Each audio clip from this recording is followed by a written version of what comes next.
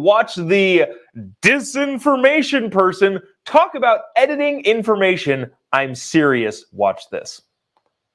And I am eligible for it because I'm verified.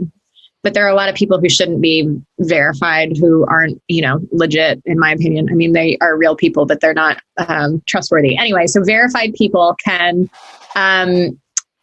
essentially start to edit Twitter the same sort of way that Wikipedia is, so they can add context to certain tweets. So just as an easy example, not from any political standpoint, if President Trump were still on Twitter and tweeted a claim about voter fraud, someone could add context from one of the 60 lawsuits that went through the court, or something that an election official in one of the states said, perhaps your own Secretary of State and his news conferences, something like that. Adding context so that people have a fuller picture rather than just an individual claim on a tweet.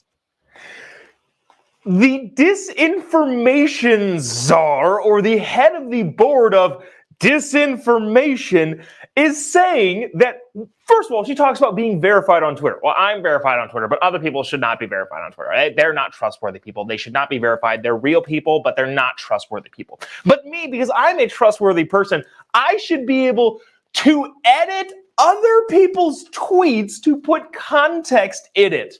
If you're verified, you should be able to, according to her, edit the tweets of the President of the United States if you think he's wrong about something.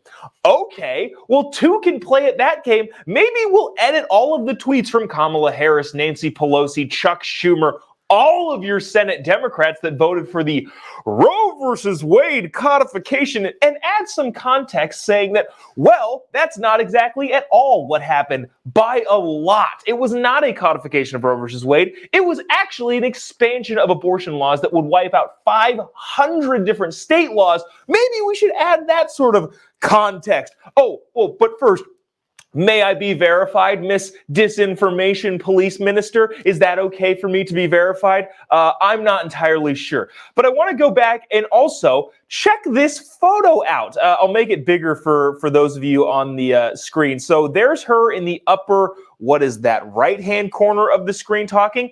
But notice in the bottom corner, there's a lady wearing a mask on a Zoom call. So these are the types of, and actually, hold on, there was another person. The lady in the center is also wearing a mask. She removed her mask briefly so that she could take a drink of her big gulp or whatever it was. And the lady under that has a mask on her chin.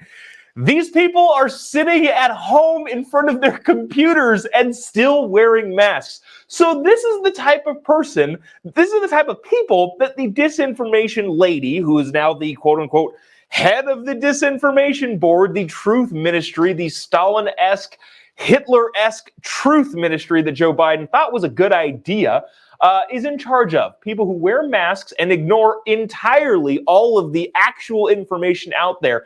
These are the people that are going to be policing the airwaves. If you're verified on Twitter, you have you're totally legit and you're trustworthy, and therefore can edit the tweets from the president. Again, the whole thing, circling back, if I can, in honor of Jen Psaki's last week of being the White House press secretary, circling back, did nobody do any homework in researching this lady? Literally nobody.